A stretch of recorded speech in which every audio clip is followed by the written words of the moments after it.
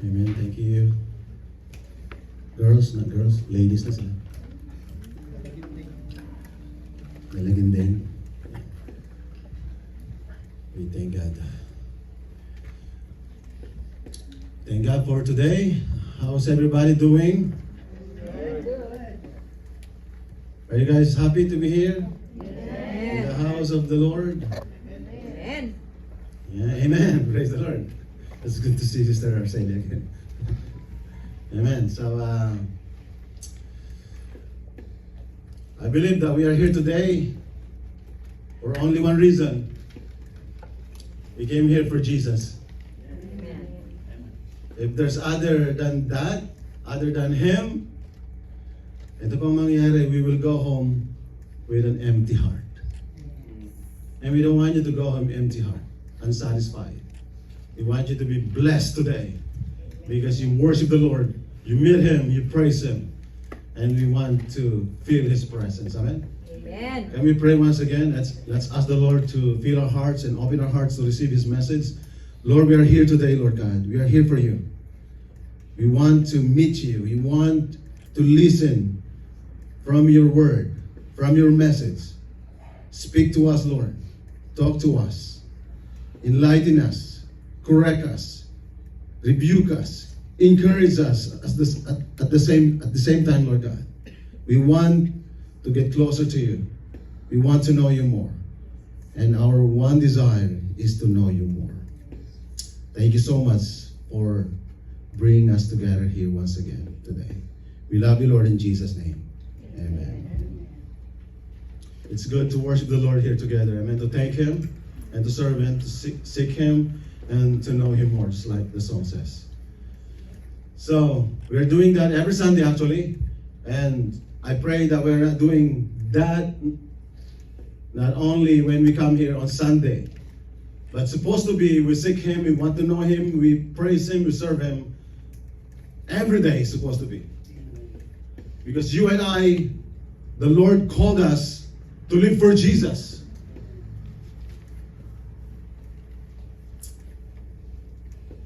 Tignan mo nga katabi mo, tanongin mo siya, do we, sabihin mo na lang, do we live for Jesus? Amen. Amen. So the title of the message this morning, we live for God.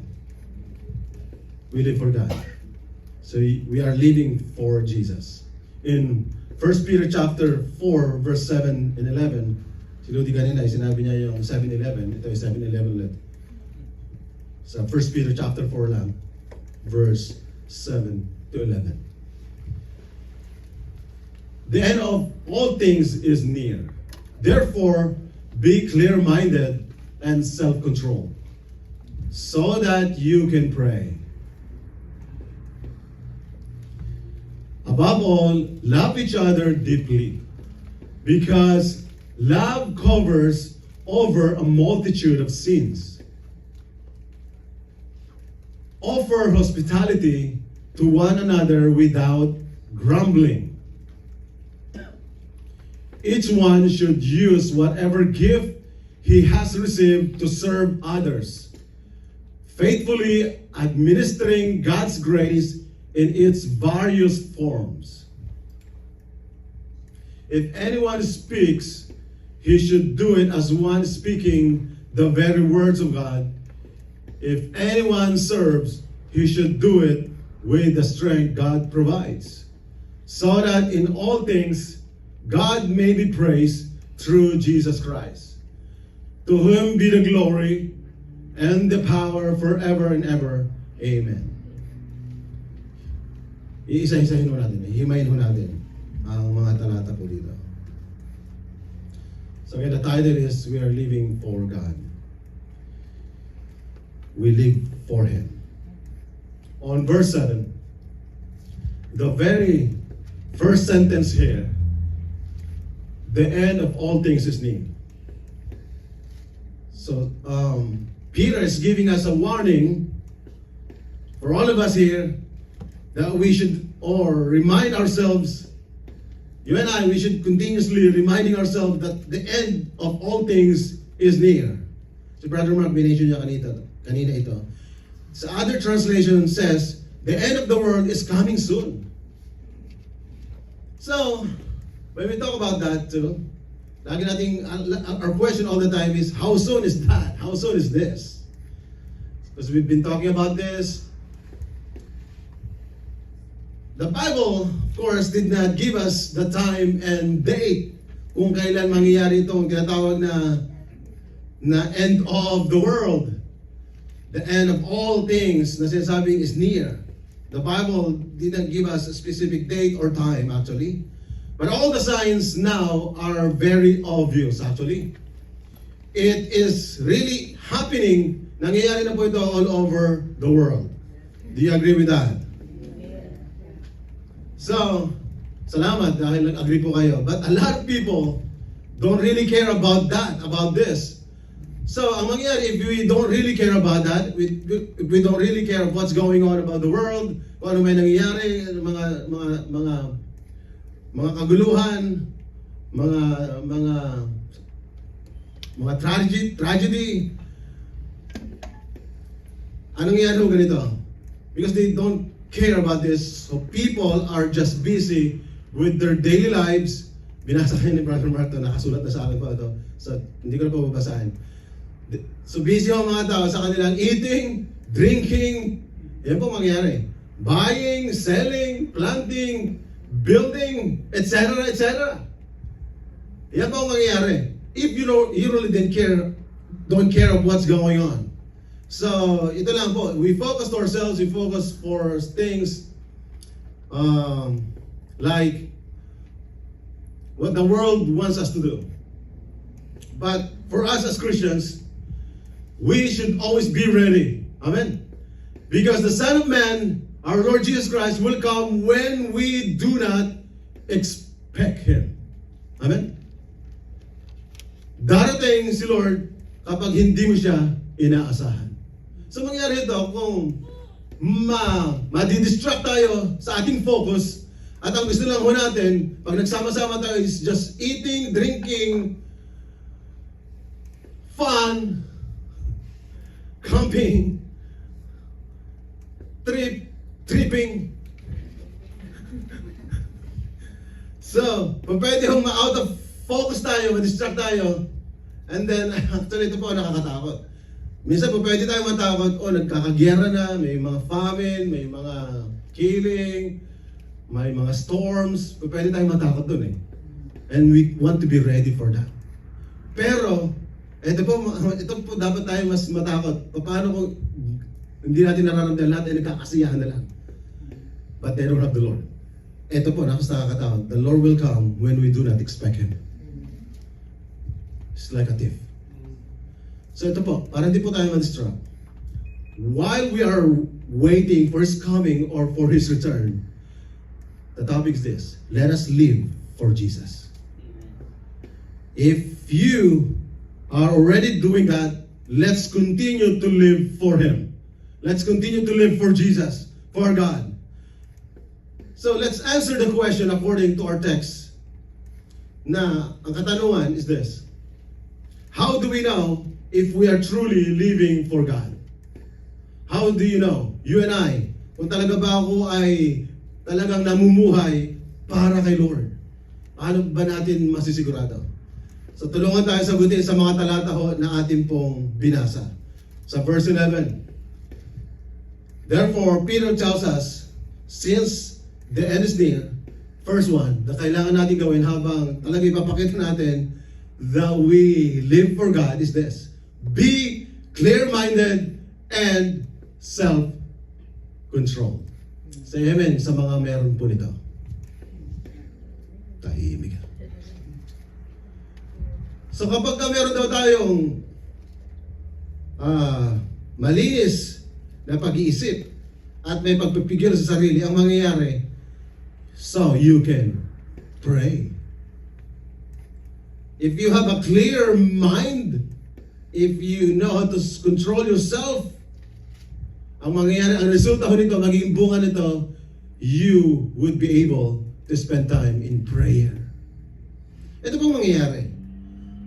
Pansinin niyo po, vice versa. kung wala tayong malinis na pag-iisip at pagpipigil sa sarili, I don't think you have the desire to pray. Hello? I don't think that you want to spend time with the Lord.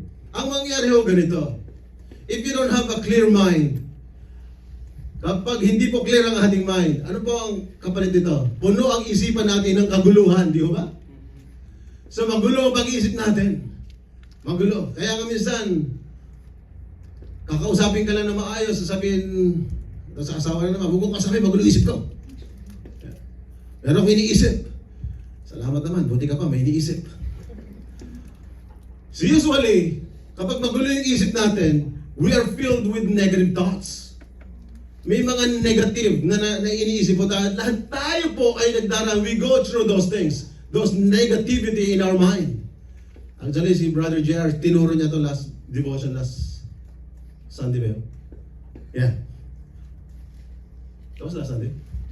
No, 2 sino nagturo last Sunday? Si Mark, si Brother Mark. Sorry. Mess up na ako. So, and usually kapag puno tayo ng negative thoughts, you don't want to pray. Ang mangyayari, ang mag-overcome sa atin, ito po nangyayari sa ating lahat. Di ba accepted dyan? Kasama din po ako.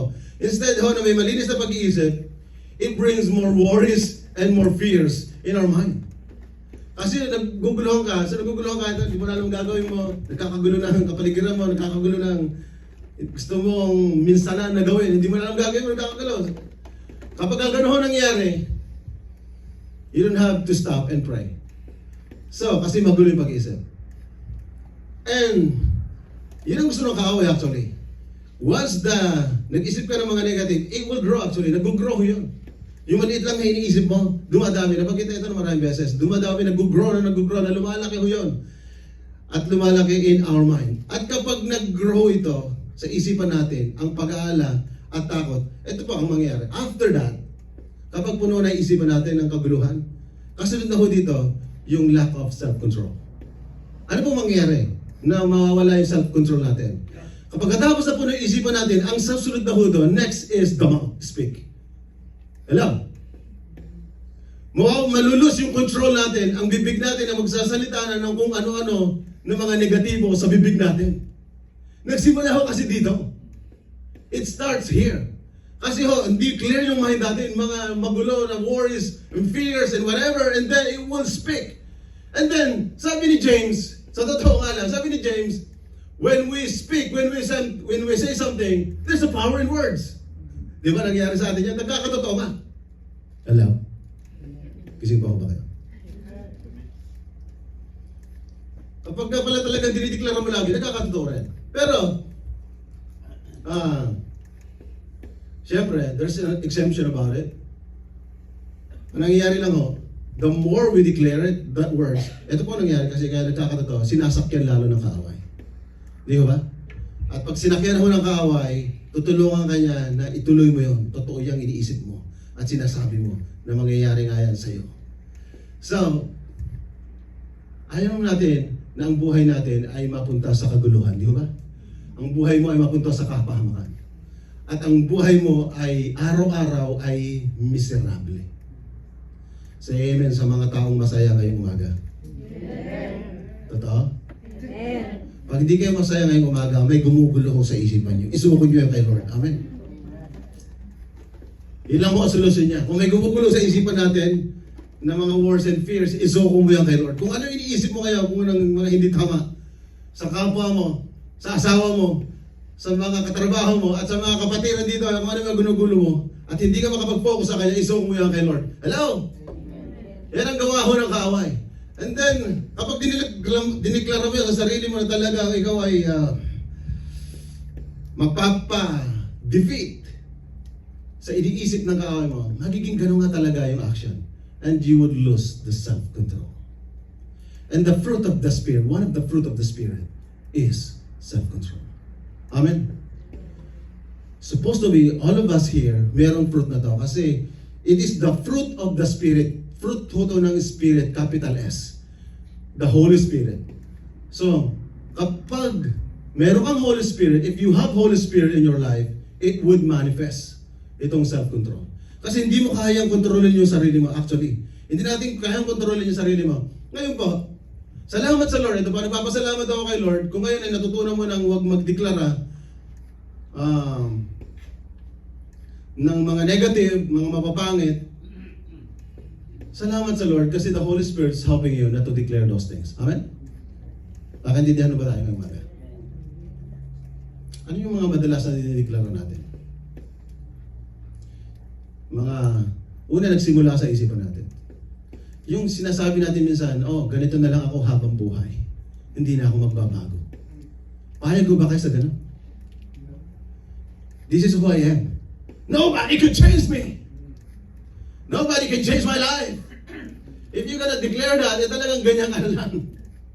Don't ever declare it. Sabi ng Biblia, if anyone is in Christ, is a new person, the old has gone, the new has come. It is the Lord who can change you.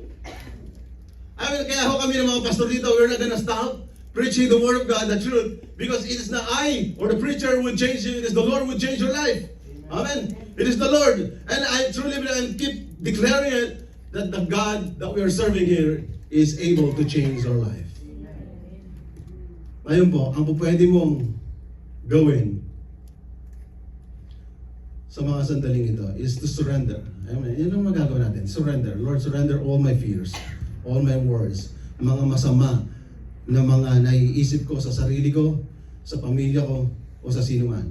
Ito po, naniwala po ako, right now, you know someone na maaaring laging nag-aalala, laging may takot, laging pangit ang mga dinideklara, na kapag kakwentuhan mo, ay puro negative yung sinasabi, di ba? Bago niya naikwento sa iyo, iniisip niya na marami yan. Nakakintindi na ba tayo? At masarap pa naman sa kwentuhan talaga. Ang pag-uusapan, either yung problema mo, yung problema sa asawa mo, at saka yung problema ng iba, di ba? Pero pinakamasarap talaga yung problema ng iba. Na pag-usapan. Ngayon po, ito po ang nangyayari. Lahat tayo nagdadaan sa gano'n. Dadaan sa mga blah blah blah, mga problems and this and that and that. Ngayon, okay naman mag-share. Pero pagkatapos, kapag nawala pagka yung isipan natin ay magulo at nawala yung self-control, sana yung kinuwento mo ay sakto lang, pero lumagpas, kaya nga po, inulit ko, pag sumobra, it's marites, di ba? Amen. Ngayon po, pagka gano'n, hanap ka lang ng lagi ng may makakausap na may masishare ng problema mo, masishare na tao ng bigatin mo, ng burdens mo, ng problems, and blah blah blah. Ang mangyari nito, nawalan ka ng time to pray. Hello? Are you with me? Kaya nga po, if you have that clear mind, ayusin mo yung mind mo, surrender everything, your worries and fears, and then you have that self-control instead na, ikukwento ko baka sa kanya, okay din, para maginawa ako, pero sakto ba? Baka sumobra. Pero kung hindi naman, wag na lang. Kaya nga ho, para kahit sumobra, kahit hindi sakto, at least, kayo lang ni Lord pag kay Lord mo sinabi. Nakakaintindihan ba tayo ngayong umaga?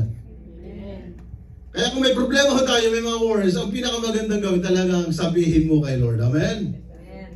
So kapag mayroon daw clear and mind and self-control, so that you can pray.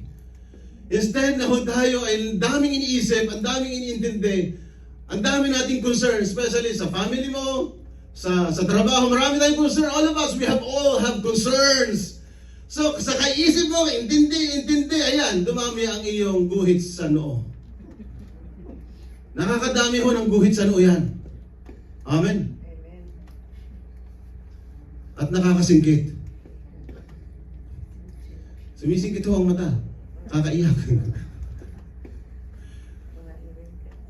Yan, madami daw rin sabi na ng mga nanay na, kapatid, so, God wants us, speaking to us, we live for God, we live for Jesus now, iiyak mo kay Lord, iiyak sa Kanya mo na lang, iiyak. Amen? Are we doing that? Ginagawa ko ba natin yan? Are we really praying your concerns, giving it all to God? Ang church natin, marami yung concerns, marami tayong concerns na gustong mangyari, pero let's give it all to God. Present it before the Lord. Huwag mo tayo magsasawa na mag-pray. Kaya nga po, last time yung pinits ko about prayer din. Kaya nga, ito ulit. Number one thing that we need to do. Kaya nga po, clear your mind. Instead na marami kang iniisip na kung gumugulo at nawawala ka ng gana tuloy eh. Nakakawala ako ng gana mabuhay kapag maraming gumugulo. And then, nawawala yung self-control mo, magpigil na magsalita at magsabi ng kung ano-ano. And then, you don't have time to pray. God wants us to keep on praying. Amen? So, mahalaga ho na mag-pray ho tayo. At yun ang mahalaga na unang dapat nating gawin, manalangin. Amen. Are we all still praying? Amen. Parang dito lang sa side nito, hindi siya masyado yata dito sa side. Do we have a lot of concerns for your life, for yourself, for your family? Yes, of course we have. We do. Do we have concerns at church? Yes, we do. We do have a lot. Hayaan natin, ito po anong dalangin ko, ano? Hayaan natin na si Lord ay may gawin. Hayaan mo si Lord ang gumawa. Mainam na gumagawa ho tayo. Pero pag gumagawa tayo, di tayo nag-aalala, di tayo may takot o ano pa man. Na maaring. Pero number one dapat sa puso natin, we pray. So, may concern ka ba sa akin na pastor nyo? Pray for me. Hello? Amen. Concern mo ba kayo sa pastor nyo? Amen. Kung nakikita nyo na pastor ay may mga karamdaman sakit, kung concern mo kayo sa akin, yan kasi si pastor, tigas ng ulo niyan. Kaya nagkakasakit. Kung concern mo kayo sa pastor nyo, pray for him. So mga pastor dito, kung may concern mo kayo, just pray for him. Kaysa ho, eto po ano, kaysa po, ang mangyari ganito, kaysa po, yung mind nyo ay laging may suspicious mind. Laging nagsususpetya. Mahirap po yun. May lagi ka ng suspetya. Siguro maraming kasalanan yun. Siguro laging may ginagawang mali o kaya nagkakaganon. Nagkakasala ka pa, nagsususpetya ka lagi, you're suspecting something that you really don't know. Ngayon, kung talagang concerned ka for that person and you're praying, ito po maganda, and you're praying, yung suspetya mo para maging maliwanag, para hindi na suspetya, ito maganda.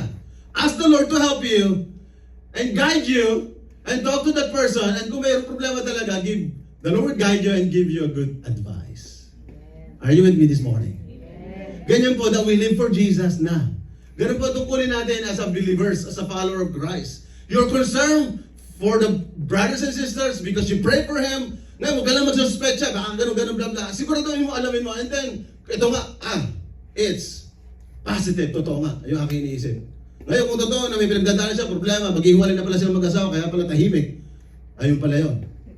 Hindi lang nagsuspetsa ka, kaya sa pinunta mo, parang maghihiwalay na kayo. Ay, hindi nagkasala ka na, di ba? Kaya maganda siguraduhin. Kung talagang may problema sila, and then talaga you are there for him, for her, and the Lord brought you here, the Lord brought you for her, for him, to give a good advice. Amen? Si Lord tutulong sa atin para magbigay ng good advice. Magkasama hong dalawa ito. The clear mind and self-control. Hindi lang tira tayo ng salita na salita. Nang huhusga tayo. Ay ingatan po natin ang ating sarili. Lahat po tayo po, hindi po exempted dito, pwedeng mawala yung ating focus na magkagulong mind natin na mawala yung control. Ang point, God wants us to pray. Kasi kapag hindi clear ang mind and we don't have self-control, we don't want to pray. Ayusin natin ang kaisipan natin at may pagpipigil para magkaroon tayo ng time to pray. Amen? So, how do we really know that if we are living for God? Be clear-minded and self-control. Number two, verse 8. Above all, ano po ang next sa palagay nyo? Hindi lang clear your mind. Hindi lang may self-control. What is the next? Love one another. Amen? Amen. Love each other. Do we really love each other here? Amen. Deeply, malalim dapat na pagmamahal. Talagang malalim, sa puso, hindi nga talaga sa puso lang. We really love for one another. Amen. Amen. Ngayon, ito pa ang mangyayari, na kung talagang mahal natin ang bawat isa, nagsisimula lagi sa prayer. Sa prayer. Nagsisimula yan. Kasi, from prayer comes love. Kung ikaw ay nagpipray, ano may pag-pray? Nagipag-usap ka sa Diyos ng pag-ibig. The God is love. You're talking to the God is love, that full of love. Ngayon, kung nakikipag-usap ka sa lagi sa Diyos na puno ng pagmamahal, lalabas mo yun, yung pagmamahal. So the measure of our capacity to love one another is this: the earnestness of our prayers. Para magkaroon ka ng kapasidad na mahalin natin ang bawat isa, yung earnestness mo, yung desire mo to pray. Kasi nagdi-desire ka to pray, to talk to God who gives love. So, this means that our love for one another comes from God, not from ourselves. Yun po ang totoo. Yung deeply na pagmamahal sa bawat isa ay talagang ito ay nanggagaling kay Lord. Amen. Kay Lord ho lang nanggagaling. Kasi ito po, hindi mo kayang gawin na mahalin ang taong hindi ka mahal-mahal kung sa sarili mo lang nakakayanan. Hindi mo kayang gawin yon kung sa sarili mo lang. Magagawa mo lang na mahalin ang kamahal-mahal na ito ay galing kay Lord. Amen. So, ngayon po, kung yung katabi mo ngayon ay hindi ka mahal-mahal, yan ay galing sa sarili mo. Pero dahil nagagawa mo siyang mahalin, yan ay galing kay Lord. Pakitingin na ng iyong katabi sa harap at likod kung mahal mo po siya. If we love each other as brothers and sisters in Christ. Mata sa mata. Eh, parang kayo magtinginan na. Iwasan ang tingin. Isang mata lang ako rin.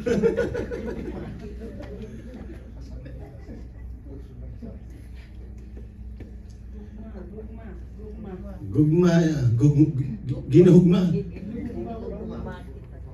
Ayatin ka. Amen. Kapampangan. Hindi ko pa alam. Korean. Japanese, mushi-mushi. International talaga tayo dito. So again, you cannot love the unlovable by your own self. It comes from God alone. So kung maraming unlovable ho sa trabaho, sa loob ng bahay, at maging dito sa loob ng simbahan, we cannot practice love to one another if we don't have the love of Jesus. The reason why you live for Jesus now, kasi He is the one who first loved you before you love Him. Siya yung nagpamalas, nagpakita ng unang pagmamahal sa atin kahit na hindi tayo karapat-dapat at di natin deserve ang pagmamahal, pero pinadama niya ang pagmamahal niya sa atin. Kapag naramdaman mo talaga na mahal ka ni Lord sa kabila ng mga marami mong pagkukulang, mapupuno ka ng pagmamahal. Ito po, mapupuno ka lang lagi ng pagmamahal. Naintindihan mo na yon, yung salvation, yung gospel. Pero dapat lagi mong punuin kasi baka ito ay nai-empty na. Hello? Baka yung puno na baso ay nababawasan na, matutuyo na. So para mapuno ulit yun is be in the presence of the Lord. And I thank God that you are here this morning. Amen? I thank God that you made it to be here and be filled with the presence of the Lord in worship and also in listening to His Word. Para, again, tumaas ang level ng pagmamahal, mag-grow. Instead, yung una kayo na mag-grow yung worries and fears, and then mag-grow din yung hate sa puso natin, sa kapwa natin. And I thank God na napupuno tayo ng pagmamahal when we spend time with our God. Are you still with me this morning? Amen. So let's continue to practice love each other deeply. How can we do this? Love each other deeply. Because, on that verse, because love covers over a multitude of sins. Amen. Talaga po sa Tagalog, ang pagmamahal ay pumapawi ng marami hong kasalanan. Ang tanong dito, sino ba ang hindi nagkakamali? Lahat tayo nagkakamali pa rin. Of course, si Lord po, hindi niya itinotolerate ang wrong, ang sin. God is holy and perfect. He hates sin. Of course, kapag ka nagkasala tayo, nagkamali tayo, we have to face the consequence. Amen? May consequence, syempre. Syempre, yung consequence lang, iba-iba yung level ng consequence. Iba-iba. Kapag ikaw sumaksak, buhay, mas konti yung insistensya. Pag sinaksak mo patay, mas malaki yung consequence, di ba? Inis ka lang sa asawa mo, tinakpan mo lang ng unan. Yung buhay naman. Siguro mas maliit lang, asawa mo lang, gaganti rin. Gantihan lang. Bukas ka rin. Pero ito ba, mali is mali, siyempre. Pero ang maganda ho sa atin, na yung love covers over a multitude of sins, we learn how to forgive. Amen? That's the thing. Talaga akong pinahahaba ni Lord yung ating pagpapatawad. Kaya nga pinapawi ang maraming kasalanan because the Lord is always forgiving us. At the same thing sa ating lahat, lagi tayong nagpapatawad. Maliwanag ko ba yan? Ganun ho ang pagmamahalan natin sa isa't isa. So, magka 13 years na ho tayo. Mag-anniversary ho tayo sa July 6. July 6. 13 years anniversary ho natin. Sa mga nagdaang yon na panahon, hindi po smooth ang ating pagsasama, di ho ba? Parang marriage din. Hindi naman laging smooth. Sa pagkasama natin, siyempre, merong misunderstanding, amen? Pagkasama natin, masaya ho tayo. And then, maya-maya, masasaya, maya-maya, may tamporot na. Dumarating yun. Mamahalan tayo. Mamaya ay hindi na nagpapansinan. Hello? Nandiyan pa ba kayo? Pero bakit nandito pa rin ho tayo? Bakit nakaupo ka pa rin dyan? That's the question, right? We love each other. We love each other deeply. Malalim, amen? Because love covers over a multitude of sins. And because of that, we practice to forgive because the Lord is always exercising His love for all of us as sinners, and we always sin every day, and He's always doing that for all of us. Hindi siya natatapos na magpatawad sa atin, hindi siya nagsasawa na patawarin at unawain ka niya. And at the same time, if we have the Lord, and another fruit of the Spirit, not only self-control, but also love. Nagmamanifest yung love na to because we have the Lord. Ngayon po, mahirap na magkakasama ho tayo dito na hindi ka na masaya dahil pinipili mo na lang yung gusto mong makasama. Mahirap po yun, di ba? Hello? Sana po ay, ano man ho mangyari, ano po? May makatampuhan man tayo, may makasamaan man ho ng loob. Nangyayari ho talaga gano'n. Pero, uulitin ko to, palagi ko inuulit. Magkikita-kita rin ho tayo sa final. Saan ho final? Mag-iwasan mo tayo dito. Magkikita-kita rin tayo sa langit. May iwasan mo pa rin ba ako doon? Hello? Mga kapatid. Yun ay kung talagang doon ka din. That's the question. Pero, ayun nga, andito na ho tayo. Ano? How can we avoid one another? We should love deeply to one another. Kasi balang araw, there's no chance to avoid one another there. Eternity. Eternity. Whether you like it or not, we're gonna see each other there. Whether you like it or not, it's gonna come someday. Siguro, kung maganda, sabay-sabay tayo, na hindi na mamatay ngayon, no? Sabay-sabay tayo ng rapture. Pero merong talagang mauna, merong mahuli. Pero talaga doon tayo papunta. So ngayon, dito pala, practicein na talaga natin na nag-worship tayo together, we praise the Lord together, and then we love each other together. Amen? We love one another. At makikita-kita tayo doon balang araw. Amen? Hello. Do we love each other deeply? Amen. Hindi mababaw na pagmamahal lang. Ang malalim na pagmamahal ay yung sasabi na kanta lagi na mahal kita, maging. Sino ka? Talaga. Sa atin yun, ha? Robin Padilla, and Sharon. So ganun no, yung mahal natin ang bawat isa, maging sino man ho tayo. Talagang ganun naman, hindi mo pwedeng iparehas mo yung pag-uugali mo sa isa't isa. Talagang magkakaiba ho tayo. Yung ating pananamit, magkakaiba, hindi natin pwedeng parehas. At minsan magkaparehas kami, hindi kami sa dandamit. Pero, parehas kaming kalbo, nakasalamin. Talaga minsan, parehas minsan yung long sleeve namin. Pero magkaiba pa rin. Magkakaiba ho tayo. Magkakaiba ho tayo. Hindi talaga we are unique. We are all different. But the Lord put us together. And we are existing. And we are coming back together for Jesus, the one who loves us. The one that put loves in our hearts, in our life. That's why we are still together.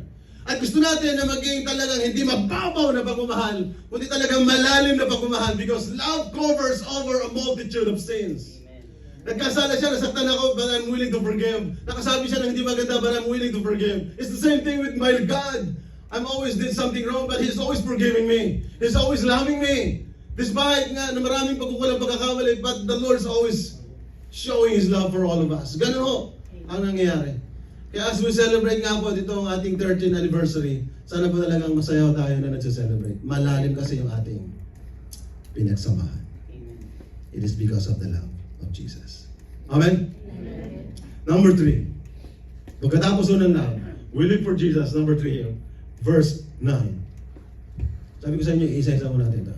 After ng love each other, love one another, offer hospitality to one another. Amen?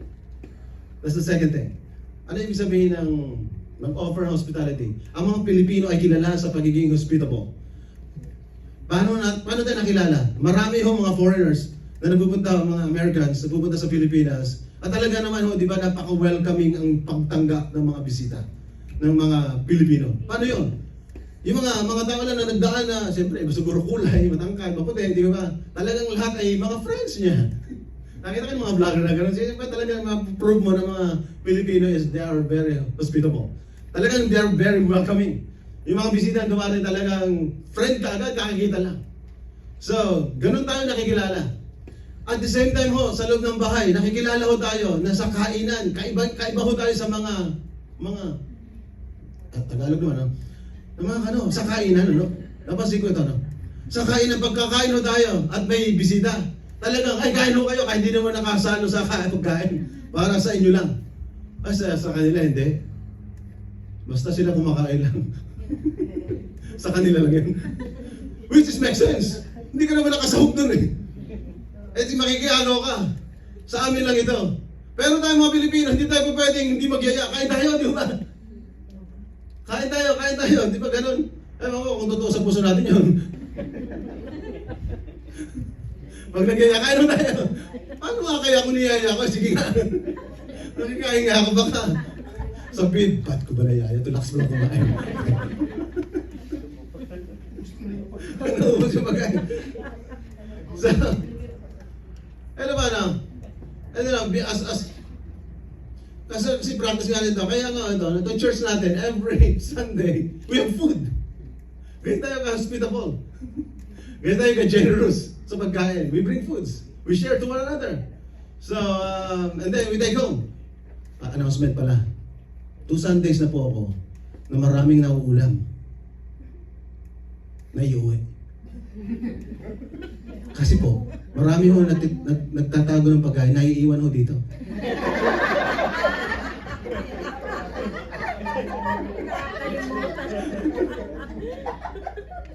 Sabi ko, oh, thank you, nag-iwan sila.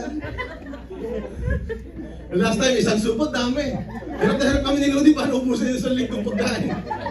Sabi namin, sino kayo nag-iwan na to? And then the next day, last Sunday, uy, adobong pusit, dami. Sa kami ho nag-enjoy.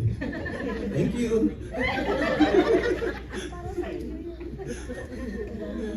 So, again, we enjoy the food together here. At hindi lang na-enjoy, we take home pa. Kaya lang, sorry sa mga nakalimot. At least, ay hindi po nasayang. We took home and we ate it. Ayun ba? We do this. We offer hospitality to one another as especially as Filipinos. Pero, sabi ni Peter, kaya lang, huwag mabigat sa kalooban ang pagtanggap sa mga kapatid. Ngayon, i-challenge niya yung mga believers, Christians, especially yung mga apostles and disciples of the Lord na nag-preach, nagdadala ng Word of God, and then maabutan sila ng kainan. Welcome niyo sila. Actually, nagdaan ako sa mga ganun. I-welcome nyo sila. Yan sinasabi. I-welcome nyo sila to invite them to your place. And we do that. And at thank God, gusto ko magpasalamat sa mga tao na nag-host po ng mga Bible studies. And I thank God for your life. In-open nyo yung bahay nyo na magkaroon ng Bible study. So, you're welcoming us to have Bible study to your place. And also, yung ating regular na Dawn Watch, you're opening your place to have a Dawn Watch na regular na ginagawa. At hindi ho madali ho yun actually. But God sees your sacrifices, your pagod, your puyat, your gastos sa mga pagkain. The Lord knows that and the Lord sees that. I pray po na wag kayong magsawa. Amen? I pray na yung good spirit and good attitude ninyo na mag-host ng mga Bible studies ng prayer ay wag pong mawawala. Ito sabi ni Peter, wag sanang dumating ang time na nag-offer ka ng pagiging hospitable sa mga brothers and sisters, especially sa mga gawain, sa mga activities sa kanyang kaharian. Sabi ni Peter, sana gawin niyo to ng without grumbling. Ano sa Tagalog yun? Sa ibang sa nagreklamo. Or yung grumbling ay meron ka ng bubulong-bulong. Yung grumbling actually, hindi naman ipinapahalata eh. Bubulong-bulong lang. Ang simpleng bulong-bulong ganito. Puro na lang kami. Nakakapagod na eh. Yung ganun po. Yung pa yung simple. Sana pa huwag maging burden yan. At mag-grumble na, bubulong na, hirap na eh. Tapos ayaw naman umabot kayo na dahil sa mga ganong activities ay maghiwalay kayong mag-asawa. Amen? Dahil ayaw nyo nang gawin. Tama po. I thank God na you allow your place to have a gathering for the Lord. And I truly believe kung ipagpapatuloy mo na gagamitin ang iyong lugar, you are truly living for Jesus. Biniyaan ka ni Lord ng tahanan, biniyaan ka ng lugar, ipagamit mo sa kanyang kaharian, sa kanyang gawain. Amen? Kaya wag mong isasara yung pintuan para sa kanyang gawain. Wag mong isasara ang pintuan para sa kanyang gawain. Sa pagbukas mo ng kanyang gawain, pag ibinukas mo ang kanyang gawain, ibinubukas mo rin ang pagbuhos ng kanyang pagpapala sa inyong tahanan. Alam niyo ba yun? Ayaw mo lang papasok ang gawain ni Lord sa inyong tahanan to have prayer time and studying the Word of God. You're opening blessings to your place. Hindi niyo po nare-realize yun actually. Baka just in case, hindi niyo po nare-realize yun. You're opening blessings. Not only material things, not only yung mga blessings na nakikita natin ng mga materials, but also spiritual blessings in your life. I mean, ayaw niyo pong na pagpasok ko doon, nagpipray together, nag-study ng Word of God, pinapalayas niyo po ang mga masamang espiritu doon. Hello? Hindi po masamang tao, masamang espiritu. Kasi talaga yung tao ang palayasin mo eh. Ayaw na kaaway ho yun, yung lugar niyo po. Kasi sabi ng kaaway, sabi ng Biblia, kapag daw ang isang bahay po, na sa Book of Matthew, sa full gospel. Pag isang bahay po ay empty, hindi na ho tinitirhan ng tao. Alam niyo ba ang titira ko doon? Is the evil spirit. Pugaran ho, nagiging pugaran ng evil spirits. So, mahirap po, kahit na nandun kayo, pwede pa rin pugaran ng kaaway. At siyempre, hindi tayo papayag doon. Kasi ang mga nakatira doon is a man of God and woman of God. And then, not only that, na hindi mo hayaan masingitan ng evil spirit or any kind of spirit, that you're welcoming also God's people to have a gathering to your place. And I really appreciate and thank God for your life. Amen? So, I challenge you, my brothers and my sisters, kung hindi pa ho kayo nag-host ng Bible study, offer your place. Tahimik ka. Wala po kaming lugar pa Pastor, okay lang, hindi nakatayo ho tayo. Wala kaming may papakain, Pastor, okay lang, hindi kami magdadala. Wala kayong may iuwi, Pastor. Okay lang, basta uminom, busog kami.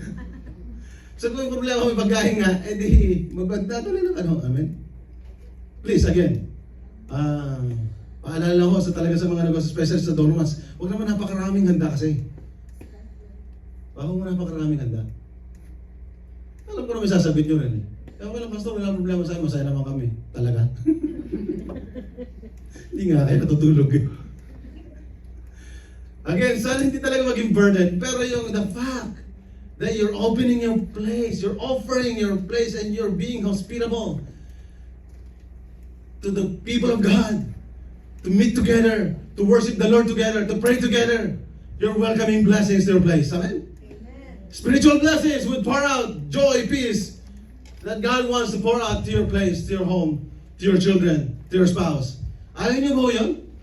So let's open our place with a hospitable spirit. Nakaintindihan ba tayo? Maliwanag ko ba yan? Sana po nga ay wala hong darating ang panahon na magkakaroon tayo ng spirito ng grumbling. Hindi naman umabot pa kayo. Hindi pa naman umabot. Wala pa ako narinig naman na gano'n. And thank God for that. Amen? Mahinang amen. Siguro hindi ko lang nadidinig. Number 4. We live for Jesus. Verse 10. Each one should use whatever gifts he has received to serve others. Ano to? Serve one another with your gifts. Amen? To serve one another. Nagsaserve na tayo ngayon with our gifts. The Lord has entrusted you with gifts. Ano sabihin, yung mga talents, mga kakayan, mga kakakayanan. The Lord has gifted us. The Lord gifted this church with so many gifts. Pero kailangan those gifts, kailangan we need to use it, serve it faithfully. Hanggang siya ay bumalik. Sana po, hindi lang sa simula tayo. Hindi lang mainit sa simula. Maganda ginawa ni Brother Mark kanina, yung worship natin. Parang maganda gano'n. Develop natin. Si Jay nagsasolo. So gano'n. Ano mga simula. Amen. Dahil lang kailangan ng faithfully. Amen. Faithfully simula na yan. Tuloy-tuloy lang. Yeah. Ay, bakit nga? So that's good. Tapos yung ginawa ni Clyde kanina, gano'n. Nakita ko yung mga tao na tumingin. Sino may bisita ba tayo? Parang may kanina humaba yung mga leg. Sino sasalita na yun? Si Clyde ho yun. Hindi, nakita ko still penny. Sinilip niya. Sasalita. Tama ako. Hindi ako nagsisimulay, ha? So yun so we can improve our gifts the Lord has called us to do. And you're doing that to serve one another. We're serving. And that way, hindi lang kami nagsiserve sa body of Christ, sa congregation. You're serving to Brother Mark too. Kasi hindi naman pwede every Sunday siya ako mag-lead ng worship. You're serving him too. Helping him for the music ministry. We need to help each other. We don't want him to get burned out. So, we need to work together. Ito ba ang lahat ng gifts na binigay sa atin is only God's grace. Though na ito yung grace ni Lord that comes in various forms. Magkakaiba ng form ng gifts na binigay sa atin, but this is the gifts. Ito po ay regalo, biyaya lang ni Lord sa iyo. Ang gift na yan na hindi mo dapat ipagmalaki. So we are instructed to use our gifts of His grace for the benefit of one another. Talaga ho, kung anong may kakayanan ko, yung talino ko, hindi para ho sa sarili mo to. Ito ay para sa benefits ng iba. To build them up, to strengthen the body of Christ. Yun po ang dahilan. Kaya ho, pinagkatiwalaan ng gifts and talents. So, bagaman ito po ang totoo, no? Some of the gifts are speaking gifts. Yung at sabi dito, may kanya-kanyang gifts. Can we keep going on that? Verse 11. If anyone speaks, he should do it as one speaking the very words of God. If anyone serves, he should do it with the strength God provides. So that in all things, I'll stop there. So, binigyan tayo ni Lord ng gifts, like speaking, like serving, and everything that gives. Pero ito ay grace ni Lord sa atin na distribute with the same spirit actually. We have the same spirit. The same Spirit, isa yung Espiritu ang nagbigay sa atin, pero meron kanya-kanyang gifts, kakayanan. Pero ano, ang totoo, minsan nagkakapare-pares din. May parehas ng pagtuturo, may parehas ng pagkanta. Kanina yung mga singers natin dito. Ang ibig sabihin lang nun, if we have the same gifts, we are sharing that gift with the same gift. Pero when we use it, when we apply it, we are all still unique in like experience and style. Kahit na parehas kayo ng gift, pwede pa rin magkaiba kayo ng background. And the way, yung pagkatao mo, yung temperament mo, yung manner mo, yung conduct mo, yung behavior mo, pwede pa rin magkakaiba doon. Though you're both singers, you're both teachers, pero pwedeng magkaiba pa rin yung iyong style and experience. But the purpose for all of that is what? Serve. For the benefits of the body of Christ. Amen? And we thank God sa kumakanta rito. Kasi kapag kanina kumakanta, lilit sila, I'm blessed. Amen? I'm blessed. Kaya na, nasa likod ako, maraming umiyak kanina nakita ko. Naiyak na rin ako. Dami-dami lang yan. Hindi, kasi yung kanta yung last lalo, I wanna desire you more. Sabi ko yung isa sa pulpits ka, I wanna desire you more. I wanna know you more. And then Psalm 23, even you're in the dark valley of the shadow of death, kahit na yung buhay mo na nag-aalangan na, you're in the shadow of death, parang, yung shadow, ano ba yung shadow? Yung anino ay, yung anino ng kamatayan ay nasa tabi mo na. But my one desire is to know Him. My one desire is to worship Him. My one desire is to serve Him and to love Him. That's your desire, amen? I pray na yun ang desire natin when we serve. Your service unto God is for the Lord. And we are all called to serve God. Whether you like it or not, ikaw ay tinawag para mag-serve. So, kumusta ho tayo ngayon? God is calling us and God is speaking us. Where did the Lord call you to do? Saan ka tinatawag ni Lord para mag-serve? Do it with all your heart. Amen? Ang pagdadala ho ng pagkain is a ministry. You are serving. You're serving. Baka hindi mo na iisip yun. Amen? Amen. Huwag po kayo magsawa ng pagdala ng pagkain po. Amen? Then after all of this, if we live for God, to God all be the glory. Amen? Ito po ang last. Glorify God through Christ. So, nagsaserve ka, ano? So, ikaw ay, isa-isa ulit. We live for God. You have a clear-minded and self-control. You love one another. You're doing that. You're loving others. And then you're offering hospitality to one another. You're opening your place. And you're serving. You serve one another with your gifts. But it's all for the glory of our God. Amen. Amen? Amen. He should do it with strength God provides, so that in all things God may be praised through Jesus Christ. To Him be the glory and the power forever and ever. Amen. Amen. Wala ka dapat lugar para or wala kang karapatan para makikipag-agawan ng karangalan at kapurihan kay Lord. Lahat ng papuri ay belong to Him only. To Him alone. In everything, in all things, all the glory belongs to God. Ngayon po kung may ginagawa ka, lahat ito ginagawa mo, no? Lord, Pastor, I'm doing that. I live for Jesus. I have clear-minded. Baka pinaghinala nyo, magulo isip ko, no? When you're doing that, that's good. You have self-control. You love one another. You love others. You have that spirit of hospitality. You're serving others. It's always for the glory of God. Ngayon, kung walang nagbibigay ng praise sa'yo, ng papuri, kaya na pinag-aralan yung praise and worship actually. Gusto ko lang liwanagin ulit tayo sa mga wala kanina sa praise and worship. Ang praise and worship, you praise of what the Lord is doing. Yung mga act niya, of what is done, you praise Him. Talagang, and then, you praise Him. E paano kung wala ka nakita? wala ka nakita ng mga na-receive na mga blessings for the past days, are you gonna still praise Him? No, you're still gonna worship Him.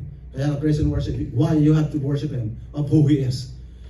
God is the same, yesterday, today, and forever. God is always good. No matter what happened, no matter what you're going through, God is always good. Do you believe in that? Amen. God is always loving. He loves you. God is always there for you and He's not going to leave you nor forsake you. And that's the reason why you have to worship Him. You are revering Him. Kaya yung mga angels, they bow down. Talagang they know who God is. And they said, holy, holy. Talagang the God who is and is to come. Talagang kilala nila that their God is holy, righteous, and perfect. Yun po yung God natin. So, mga kapatid, everything that we do here, all glory belongs to Him. Amen. Nagkakaintindihan na ba tayo? Now, do we live for our Lord? Nagagawa ko ba natin to? Itong mga 5 na to. Sana po ay, let's bow our heads together. Tulungan tayo ni Lord. That we need to live for Jesus. That we need to live for God. Kung ang mind natin ngayon ay magulo, let's clear up. Let's give all our burdens, our fears, and worries before God. At magkaroon tayo ng self-control. At tulungan tayo na whatever comes out. Magsalita tayo, walang masama hon, magsalita tayo in a good way. For others and for yourself. Yung makaka-build up. Mahirap naman ho yung hindi na tayo nagsasalita. But we need to speak out and encourage one another. And God can use you with that. Hanggang kailan magagawa yan? Because you love others. Maghari ang pagmamahal sa atin.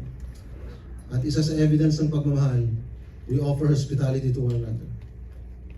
Kasi sa evidence ng pagmamahal natin, we serve one another. We're using our gifts because we love the Lord. And we love one another to be strengthened and to be built up. And all the glory and honor and praises belongs to Him. Can we all stand up? And let's sing this song together once again. Let's desire our Lord.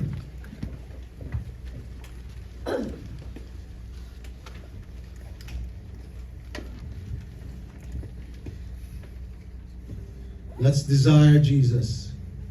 And let's say, Lord, I want to live for you.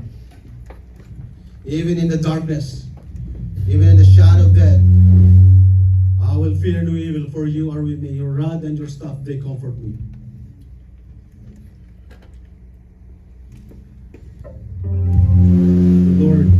The Lord is here. The Lord is with us. And God wants you to focus on Him alone, to our God. Let's sing this song from our hearts. Jesus Christ, you are my one desire.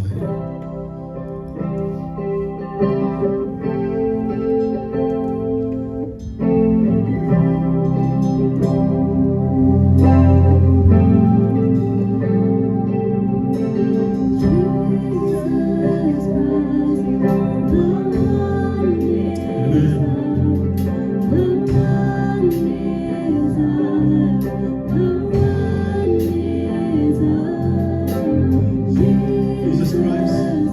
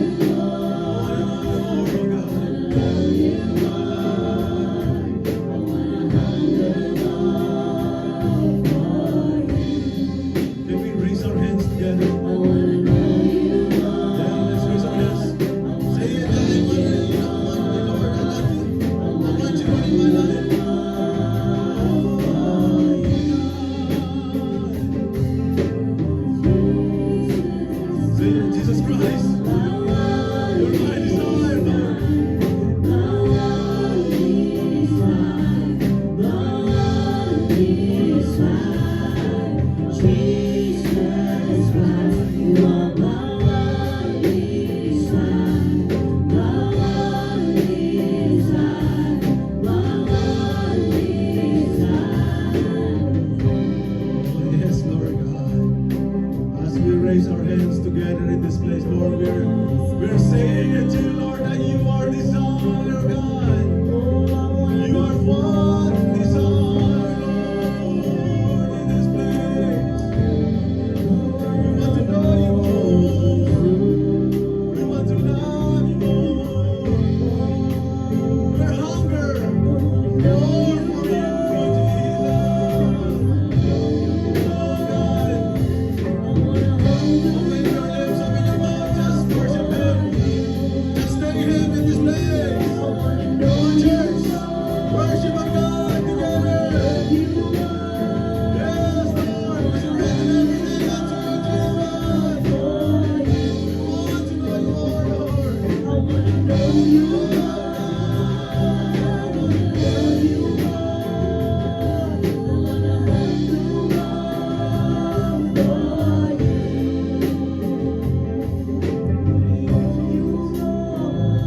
Oh, yes, Lord.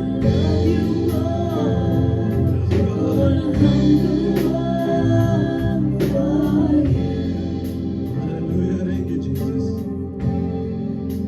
Thank you, Lord.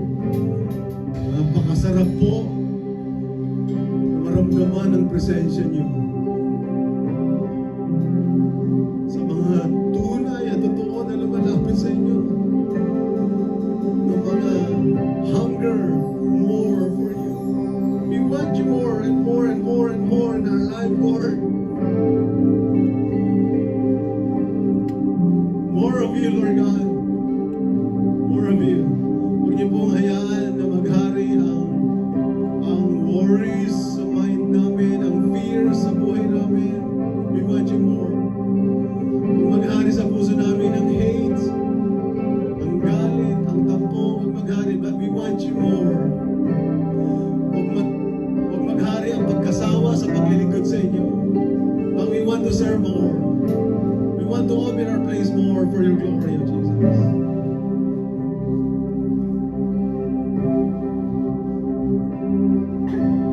You are in this place today, Lord. You are with us. Thank you so much for moving and touching our hearts today. May the Lord, our God, would help us all to live for Him as long as we live. Lord, help us to continue to live for you, Jesus. Oh God, help us. Help us, Lord, help us. Help us, Lord, to love your word that we have heard today. Help us, Lord God, to really receive it, absorb it, and apply it, Lord, in our daily life. Tulungan niyo po kami. Salamat po.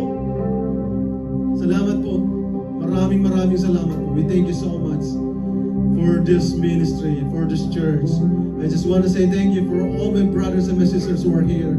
Sa mga bago naming kapatid na umaattend ngayon, you know them very well. You know their needs, you know their problems, and we are really happy to see them here. And now they are part of this family. They are part of this church. And continue to bless their life. Bless them spiritually, Lord God. Pour out your blessings upon their life, Lord. Oh God, thank you so much. And to each and every one of us here, Lord God, pour out your spiritual blessings in our life, Lord. Your joy, your love, your kindness, Lord. That you will continue to pour out in our life, oh Jesus, your grace, your mercy. We need that in every day of our life, Lord. Lord, kung uwi kami ngayong araw na pinuno mo kami ng iyong pagpapalang espiritual, ng iyong mga salita na nangusap at nagpaalala sa amin. We thank you so much at uuwi kami, Lord God, ng may kasiglahan, kagalakan at susunod sa iyo. Thank you, Lord God, for today. We are so blessed. We are so blessed. In Jesus' name we pray and pray. Amen. Amen. Praise the Lord. Praise the Lord. God is good. So, announcement. Meron tayong home Bible study. Let's start class again. And then every Friday here, And then, kailan yung Don Watts natin? Sa Saturday na ba? Oh, this coming Saturday too. So Don Watts is this coming Saturday. Saan ka pala? Oh, Ramirez family. 6 a.m. or Don Watts, our prayer time. Amen, God is good. So let's pray for fellowship. As natin si Sister Lulu, mag-pray natin. Mag-pray ang food. Please. Lord Jesus, thank you, Lord, for the wonderful message that you've given to us, Lord Jesus. It's a reminder for us, Lord Jesus, that we always have to worship you, to honor you, and to follow you in every single day of our life, Lord Jesus. Lord, use us as your instrument, Lord Jesus, to deliver your word through our action and through our thought, Lord Jesus, and through the way that we talk, Lord Jesus. Please always remind us, Lord Jesus, to follow you. Lord, bless our fellowship and bless the food that we're going to partake. Bless the brother and sister who prepared this, Lord Jesus, and bless us in every whatever we're thinking right now, Lord. We're asking that you always guide us, and may your will be done in our life. Thank you, Lord. We love you. We praise you in Jesus' name. Amen and amen.